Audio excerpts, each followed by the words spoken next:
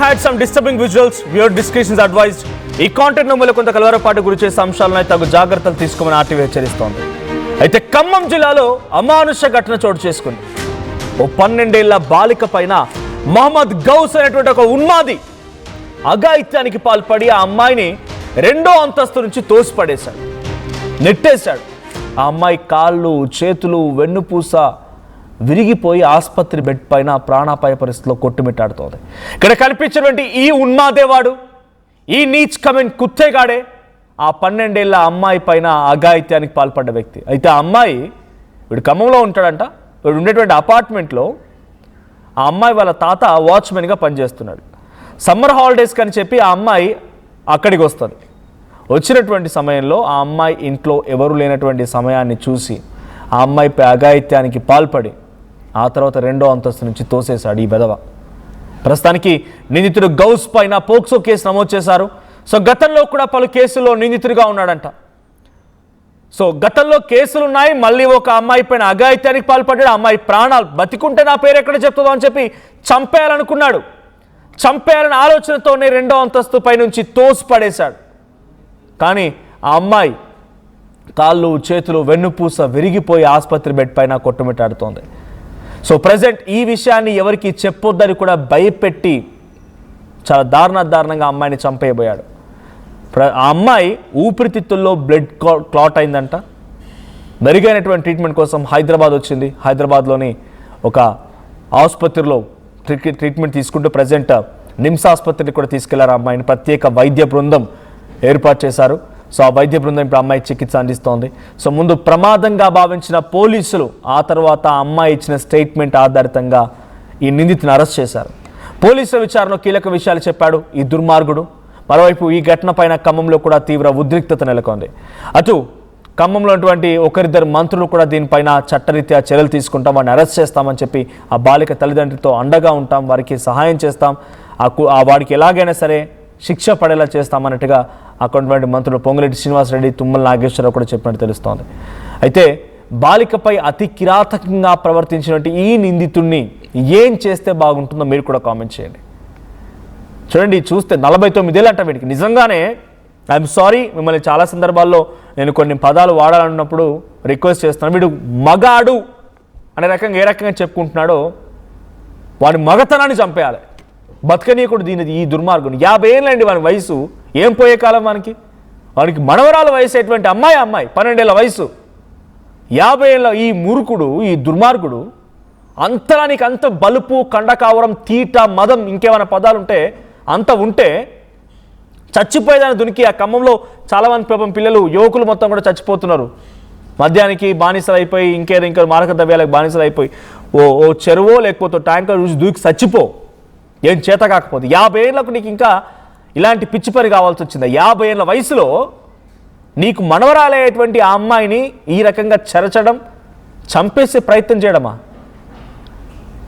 పోలీసులు అరెస్ట్ చేశారు. Police arrest చేయవద్దు. ఇంకా నేను ఒక జర్నలిస్ట్గా ఈ మాట మాట్లాడకూడదు, బట్ ఇటువంటి సంఘటనలు జరిగినప్పుడు డెఫినెట్గా పబ్లిక్ నుంచి వచ్చే మాట ఏంటి? ఎన్కౌంటర్ చేయాలి, నిజంగానే వీనికి ఆ శిక్ష వేయాలేమో, అటువంటి వీని బలుపుని మొత్తాన్ని వంగదీయాలేమో. అప్పుడే ఇంకా ఇటువంటి ఘటనలు ఆగిపోతాయి జరగకుండా. ఆ 12 ఏళ్ళ అమ్మాయి కూడా మాట్లాడుకొచ్చింది, ఆ బాధితురాలు. ఒకసారి అమ్మాయి మాట వినండి మీరు కూడా. నన్ను కింద ఉంటే మమ్మీ వాళ్ళు వచ్చి చుట్టూ చూసుకుంటే అటు చేసిండు. అప్పటి నుంచి ఆయనంటే నాకు భయం వేసి ఆయనప్పుడు బయటికి రాలేదు. ఒకరోజు ఆయన ఇంట్లో లేదు. అయితే పైన పోయేటప్పుడు 2వ ఫ్లోర్ కన్నించి ఎవరో వచ్చినట్టు అనిపించింది. సాయిగులంట్లో అనుకుంది, కానీ తిరిగి చూడలేదు, పట్టించుకోకుండా పైన పోతే 3వ ఫ్లోర్ కానించి సాయిగులంట్లో ఉన్నట్టు అనిపించింది. అయితే తర్వాత తల్లి పడిపోతే సాయిగులంట్లో వచ్చి అటు చేసింది. భయం వేసి ఎవరు అనుకుని లేచి కలుగురేమనుకుని పోయి నిలబడ్డా. ఆయన వచ్చి ఎత్తుకొని అవుతుంది పక్క పడేసిపోయాను. చూడండి ఆ పాప ఏం చెప్తుందో, ఎలా చేశాడు, తర్వాత వచ్చిన తర్వాత తల్లిదండ్రులు చూసి ఏం చెప్పారు, తోసేయడం. ఇలా నిజంగా ఆ పాప మాటలు వింటూ ఉంటే వీని మనిషిలా చూడకూడదు మనం, ఒక మృగం ఇప్పుడు సమాజంలో తిరుగుతున్న ఒక చీడ పురుగు. మనం ఇంట్లో బొద్దింకి వస్తే ఏం చేస్తాం, లేకుంటే చీడ పురుగు వస్తే ఓ పురుగు ఏం ఎట్లా చంపేస్తాం, అటువంటి మాదిరిగా వీళ్ళందరూ కూడా హిట్ కూడా చంపేయాలి ఈ విధవలందరినీ. ఇటువంటి వాళ్ళ ఇప్పుడు ఫైట్ చేస్తున్నటువంటి సో కాల్డ్ ఎవరైతే ఉన్నారో కాక్రోచ్ జనతా పార్టీ వ్యతిరేకంగా ఫైట్ చేస్తూ సోషల్ మీడియాలో హిట్లు అంటున్నారు. మీరు వీళ్ళ మీద ఫైట్ చేయండి, ఇటువంటి దుర్మార్గుల మీద ఫైట్ చేయండి. మీరు గతంలో పోక్సో కేసు నమోదైంది ఓ కేంద్ర మంత్రి కుమారుడు పైన, ఇప్పుడు ఇంకో పోక్సో కేసు, దీన్ని కంపేర్ చేస్తూ సోషల్ మీడియాలో రచ్చలేపుతున్నారు. సోషల్ మీడియాలో ఆ రోజు మాట్లాడిన వాళ్ళు ఈరోజు ఎందుకు మీరు మాట్లాడితే పోయేదేమో, ఆ రోజు మీరు ఎందుకు మాట్లాడలేను? సో రకరకాల చర్చలు జరుగుతున్నాయి. బట్ ఏదేమైనా ఇటువంటి దుర్మార్గుడిని నిజంగా ఈ సమాజం ఏం కోరుకుంటుందంటే వీడిని బతకనివ్వకూడదని సమాజం కోరుకుంటుంది. ఆ తల్లి మాట్లాడ వినండి. ఆ చిన్న పాప 12 ఏళ్ల పాప తల్లి ఎంత ఆవేదనకు గురవుతూ మాట్లాడుతుందో ఒకసారి ఆ మాటలు కూడా వినండి.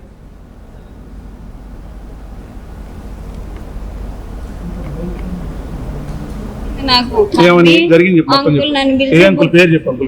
ముస్లిం అని పేరు తెలియదు సార్. మీ అపార్ట్మెంట్ లో అపార్ట్మెంట్ లో ఉంటాడు. 2వ ఫ్లోర్ అవతల పక్క రూమ్ నెంబర్స్ ఉండవు. ఫ్లాట్ నెంబర్ అయితే ఫ్లాట్ నెంబర్ ఉండవు సార్. 2వ ఫ్లోర్ లో ఫ్లోర్ లో ఏం పని చేస్తాడు? ముస్లిం పని ఏం తెలియదు. అయితే ఆ సార్ ఒక రోజు పిలిచి బుగ్గగిచ్చిండు, ఇట్లా మూతి పట్టుకుండు, టీ షర్ట్ ఇట్లా గుంజుతాండు మమ్మీ అన్నది. అయితే నువ్వు చిన్న పిల్ల కాదుగా, 8th క్లాస్ చదివే పిల్లవి, ఎంత జాగ్రత్త ఉండాలి, ఒక్కసారి నన్ను అమ్మ అని మొత్తుకోవచ్చుగా, నేను వచ్చి ఏంది అట్ట చేస్తాను అని అడుగుతునుగా, నాకు చెప్పకుండా ఎందుకు పోయినావు, అసలు ఆయన ఎందుకు పిలిచిండు, పిలిచినంత మాత్రం పోవచ్చా, నీ జాగ్రత్త నీకు తెలాలి, మీ స్కూల్లో చెప్పలేదా నీకు అని చెప్పి నేను అరిసిన. ఇక ఇప్పటి నుంచి పోవకమ్మ, ఆయన వచ్చిన రోజు మాట్లాడకు, ఆయనతో చూడకు, మనం 4 రోజులు అయితే మన ఇంటికి వెళ్ళిపోతాం, ఎందుకు గొడవలు, తాతోళ్ళు అసలు ఈడ బతుకుతున్నారు, ఇదంతా ఆయనకే తెలిసి ఈడ అంతా మొత్తం అయిందే మేనేజ్మెంట్, మన కొద్దులే అనేసి నేను చెప్పిన. సర్ది చెప్పి వారం తర్వాత వచ్చి అక్కడ పంచాయతీ చేసుకుంటే మీరు 14 రోజులు రమ్మన్నారు. ఇక నిన్న ఫోన్ చేసి మా పెద్దనాన్న ఫోన్ చేసిండు, మా పిల్లే తీసుకొచ్చి ఇచ్చింది నా ఫోన్, మాట్లాడుతున్నా, మా అమ్మ గిన్నెల్లో అవుతుంది, ఈ పిల్ల మెట్ల మించిపోయిందంట. ఆహా, పై టెర్రస్ మీద పోతుంది, రోజుకోసారి పోతుంది, దిగి వస్తా ఉంటది, లిఫ్ట్ లో ఒక్కోసారి నాతో కూడా వస్తది. అయితే అట్లా సరదాగా పోయింది, పోగానే ఈ పిల్ల పోయింది, ఈయన చూసి వచ్చిండంట పైకి. 2వ ఫ్లోర్ లో కళ్ళు తిరిగి కింద పడదాం, లేతే డాబా మీద ఉందంట. అయితే డాబా మీద ఉన్నగా అనేసి కాసేపు లేచి కూర్చున్న మమ్మీ, కళ్ళు తిరిగినట్టు అయింది, మళ్ళీ ఎవరైనా వెనకాల వచ్చినట్టుంటే వెనక్కి తిరిగి చూసిన, మళ్ళీ చూస్తే ఎవరు లేరు, నన్ను ఎవరు లేబట్టి కింద పడేసినట్టు అవుతుంది మమ్మీ అని ఇప్పుడు చెప్తుంది. నాకేమో గోడెక్కి ఆడుకున్నా, ముందుకి వెనక్కి జరుపుకుంటూ ఆడుకున్నా, ఆడి నుంచి కింద పడ్డ మమ్మీ అని అంతే చెప్తుంది, కానీ ఇంకేం చెప్పలే. ఇప్పుడు మా అన్నయ్య మా మామయ్య పోయి ఒక్కరిని ఆడ మొత్తం కనుక్కొని వచ్చి వీళ్ళే అడిగినందుకే అది మొత్తం వాళ్ళకి నిజాలు చెప్పింది. ముస్లిం ఆయన ఇట్లా చేసిండంట అని మొత్తం నిజం అదే చెప్పింది. నాకు అసలు తెలియని కూడా తెలియదు ఇదంతా. అప్పుడు ఇట్లా బుక్కలు పట్టుకోవడం, టీ షర్ట్ ఇట్లా గుంజడం ఇది చేసిండని చెప్పింది. ముదిగొండ రాంబాబు, భద్రాద్రి కొత్తగూడెం జిల్లా రజక వృత్తిదారుల సంఘం జిల్లా అధ్యక్షుడిని. ఈరోజు ఖమ్మం మమతా హాస్పిటల్కి రావడం జరిగింది. వాస్తవానికి అశ్వాపురం భద్రాద్రి కొత్తగూడెం జిల్లా మండలంలోని ఊరు. దానికి సంబంధించిన కుమ్మరికోట్ల రాములు అనే ఆయన మన కొత్త ఖమ్మంలో ఉన్న రాపర్తి నగర్. సో ఆ అమ్మాయి సమ్మర్ హాలిడేస్కొని వచ్చినప్పుడు అమ్మ అని చెప్పి బుగ్గకి వెళ్ళడము, తర్వాత టీ షర్ట్ గురించడం అన్నీ కూడా అమ్మాయి మొదటి నుంచే ఈ ప్రవర్తన తప్పుగా అనిపించింది. నిజంగానే నీకు అమ్మాయి ముద్దుగా అనిపిస్తే, లేదు చిన్న బుజ్జిగా ఉంది, లేకపోతే చిన్నపిల్లనంగా చూడంగానే నిజంగానే అమ్మాయి అన్న రకంగా ఆ కూతురు అనో మనవరనో ఫీలింగ్ కలిగితే మాట్లాడు, కానీ ఒంటిపై చెయ్యేసి నిలవడమేంటరా ఎదవా? మాట్లాడు, పాప బాగున్నావు అని చెప్పని అడుగు, లేకపోతే నీకు ఏదైనా అమ్మాయికి నిజంగానే గిఫ్ట్ ఇవ్వాలని ఒక బొమ్మ చాక్లెట్ ఇవ్వు, కానీ ఒంటిపై చేయడం ఏంటి? ఆ తల్లి మొదటి నుంచి చెప్తోంది కదా. ఆ తల్లి ఏమంటోంది, సో ఇలా మా పాప చెప్పేది, కానీ అప్పుడు సమ్మర్ హాలిడేస్ అయిపోతే వెళ్ళిపోతాం అమ్మ ఇంటికి, మనం ఎందుకు ఇక్కడ గొడవ పెట్టుకోవడము, తాత వాళ్ళు ఇక్కడే బతుకుతున్నారు, మనం వారం రోజులు వెళ్ళిపోతాం, అంకుల్ రాగానే నువ్వు అక్కడ కలవకు, అంకుల్కి ఎదురు పడకు, నువ్వు అంకుల్తో మాట్లాడకు, నువ్వు ఇంటికి వచ్చేసి అన్నట్టుగా తల్లి చెప్పిందట. ఆ రోజు కూడా అమ్మాయికి ఏం తెలియదు, కింద పడేంత వరకు అమ్మాయికి ఏం తెలియదు. ఆ అమ్మాయి ఆడుకుంటూ ఉంది, లిఫ్ట్లో వెళ్ళడం, పైకి వెళ్ళడమో నడవడమో ఏదో చేస్తూ ఉంది. హాస్పిటల్కి వచ్చిన తర్వాత ఈ విషయాన్ని ఆ పాప తల్లికి చెప్పిందట. ఆ అపార్ట్మెంట్ మెయింటెనెన్స్ మొత్తం ఆయనే చూస్తాడు, ఆయనతో మనకు గొడవ ఎందుకని చెప్పి ఆ తల్లి మొదటిసారి ఆ అమ్మాయిని వారించి ఆపేసింది. చూడండి, ఎంతటి 50 ఏళ్ళ వయసున్న వీడే ఇంత కండకావరంతో, ఇంత మదంతో, బల్బ్తో కొట్టుకుంటున్నాడంటే వీడు ఎలా చేస్తే బాగుంటుందో కామెంట్ చేయండి. అట్ ది సేమ్ టైం ఈ ఘటన పైన మంత్రి పొంగులేటి శ్రీనివాసరెడ్డి రియాక్ట్ అయ్యారు. ఆయన రియాక్షన్ ఏంటో చూద్దాం. వీళ్ళు బతకటానికి ఖమ్మం వచ్చి అక్కడ అపార్ట్మెంట్ దగ్గర ఉంటే వాచ్మెన్ చేస్తారు సార్. అక్కడ జరిగింది సార్, అపార్ట్మెంట్ దగ్గర జరిగింది సార్, రాపతి నగర్ దగ్గర సార్. వాళ్ళ ఫాదర్ తో అన్న ధైర్యంగా ఉండన్నా, పాపను హాస్పిటల్లో అన్ని రకాల నేను సాయం చేస్తాను, వాడిని కూడా శిక్షించేటట్టు చేద్దాం. ఏం చేద్దామో చేద్దాం, ముందు పాపను కాపాడుకుందాం. మీకు ఇబ్బంది లేకుండా నేను చేయించి పెడతాను. ఇక్కడ తెచ్చుకుంటే పో, ఏది అవసరం అంటే అది చేసి పెడతాం, పోరా, ఇబ్బంది ఏం లేదు. సరే సార్, కొద్దిగా ఆర్థికంగా కూడా ఇబ్బంది చేసి పెడతాం, నేను చేసి పెడతాను. సో నిమ్స్ లో వెంకటేశ్వరరావు మనోడు ఉంటాడు, జాగ్రత్త చూసుకుంటాడు, ఇబ్బంది లేదు. ఓకే సార్, ఎమ్మటే తీసుకెళ్ళండి. వాళ్ళకి ఏం ఖర్చు కాకుండా మనం చేపిద్దాము. సో ప్రజెంట్ నిమ్స్ ఆసుపత్రిలో వైద్యుల బృందం తనకి ప్రత్యేకంగా చికిత్స అందిస్తోంది. ఆ అమ్మాయి పరిస్థితి కూడా కొంత కాళ్ళు అంటే అంతెత్తు నుంచి కింద పడిపోయింది కాబట్టి కాళ్ళు చేతులు కొంత గాయాలయ్యాయి, వెన్నుపూస కూడా విరిగింది అని చెప్తున్నారు వైద్యులు. ఇంకా తనకి చికిత్స కొనసాగుతోంది. దీనికి సంబంధించి మరిన్ని అప్డేట్స్ మీ ప్రతి నిర్మల అందిస్తారు.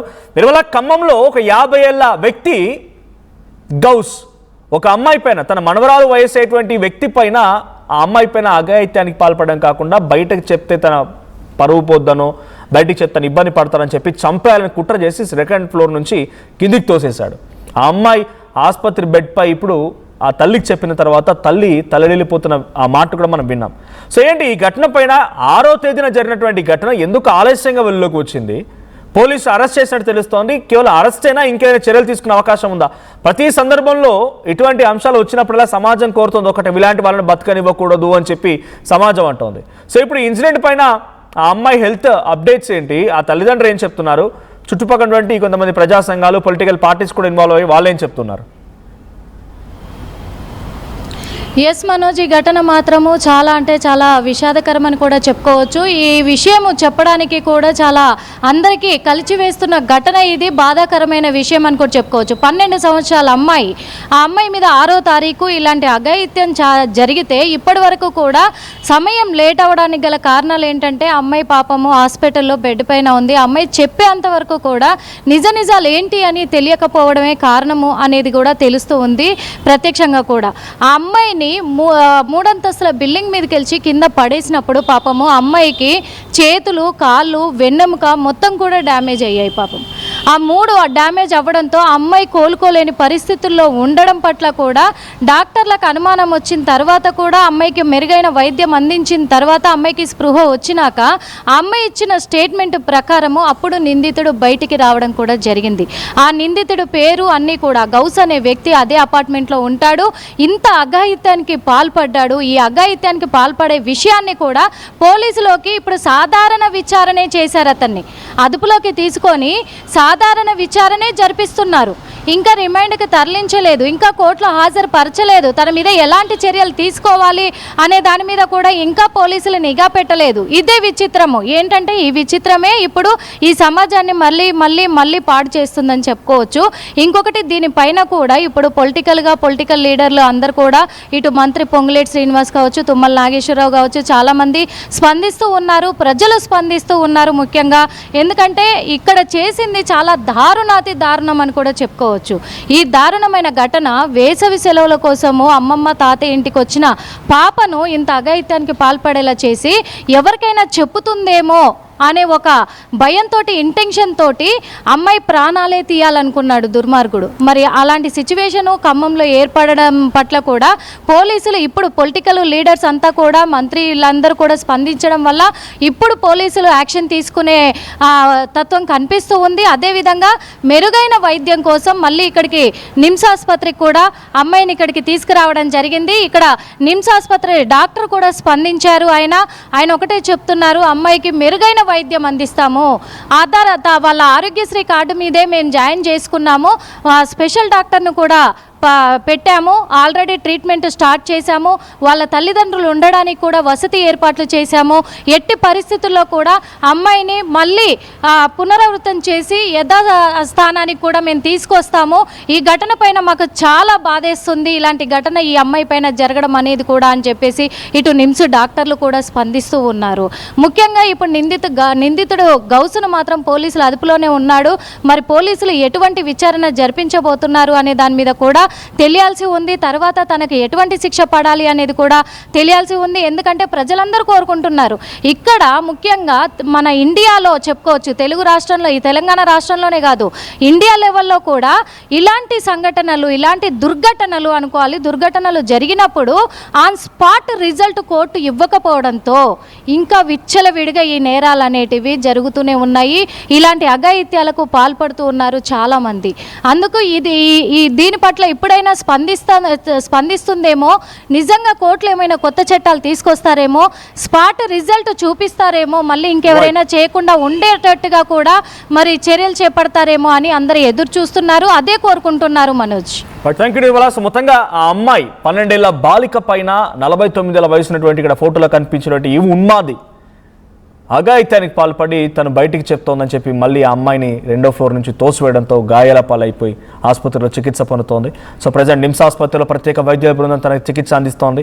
సో ఈరోజు ఇంకా అమ్మాయి ఆసుపత్రి బెడ్ పైనే కొట్టుమిట్టాడుతుంది. సంఘటన జరిగి కూడా సుమారుగా వారం రోజులు అవుతున్న ఆలస్యంగా వెలుగులోకి వచ్చింది. చాలా గోప్యంగా దీని నుంచే ప్రయత్నం చేశారు. సో ఆ తర్వాత బయటికి వచ్చినటువంటి ప్రజా సంఘాలు, కమ్యూనిస్టులు, తర్వాత మరికొంతమంది సమాజంలో ఫైట్ చేసే వ్యక్తులు అందరూ బయటకు వచ్చి మాట్లాడుతున్న తరుణంలో ఈ ఉన్మాదిని అరెస్ట్ చేశారు పోలీసులు. అరెస్టే సమాధానం అయితే, అరెస్టే ఇటువంటి వాళ్ళ బుద్ధిని, దుర్బుద్ధిని, ఆలోచనని, వీళ్ళ బుర్రని మార్చితే, అరెస్టే వీని మదాన్ని తగ్గిస్తే ఇలా ఎందుకు చేస్తారు? మరి అరెస్ట్ అంటే గతంలో కూడా కేసులు ఉన్నాయట వీడి మీద, గతంలో కూడా పలు కేసులు ఉన్నాయట వీడి మీద. వీడి కేసులు, అరెస్టులు కొత్త అనుకుంటున్నారా? సో ఇటువంటి వాళ్ళు ఎలా శిక్షించాలి, ఎలా శిక్షిస్తే బాగుంటుంది? ఆ 12 ఏళ్ల బాలిక మాటలు ఉన్న తర్వాత వీళ్ళు ఎలా శిక్షిస్తే బాగుంటుందో కామెంట్ చేయండి. ఒకసారి మళ్ళీ ఆ బాలిత అమ్మాయి మాటలు విన్నా. పోయేటప్పుడు 2వ ఫ్లోర్ కనిపించి ఎవరు వచ్చినట్టు అనిపించింది. సాయిగులంకులే అనుకున్నాను. తను తిరిగి చూడలే, పట్టించుకోకుండా పైన పోతే 3వ ఫ్లోర్ కానించి సాయిగులంకులు ఉన్నట్టు అనిపించింది. అయితే తర్వాత తల్లి పడిపోతే సాయిగులంకులు వచ్చి అటు చేసింది. భయం అదే అపార్ట్మెంట్ లో ఉన్నాయి. అతను బిల్డింగ్ పై నుంచి క్లోజ్ చేసినారంటే ప్రైమరీగా మనం కేసు రిజిస్టర్ చేయడం తర్వాత మెడికల్ లోను మెజిస్ట్రేట్ ముందు ప్రొడ్యూస్ చేసి భరోసా స్టేట్మెంట్ ప్రకారం, మెడికల్ ఎవిడెన్స్ ప్రకారం కేసు దాన్ని ఫైనలైజ్ చేస్తాం. 6th రోజు జరిగింది. ఆమె అప్పుడు హాస్పిటల్లో అడ్మిట్ అయింది. ఈ 2 రోజులు బట్టి ఆమె కొద్దిగా మంచి స్టేట్ లో లేదు. అమ్మాయి నిన్న స్లోలోకి వచ్చి, నేను సాయంత్రం స్లోలోకి వస్తే వాళ్ళ అమ్మకి చెప్పింది. వాళ్ళ అమ్మాయి పోలీస్ స్టేషన్కి వస్తే ఏంటంటే మనకి రాత్రి మనం కేసు రిజిస్టర్ చేస్తాం.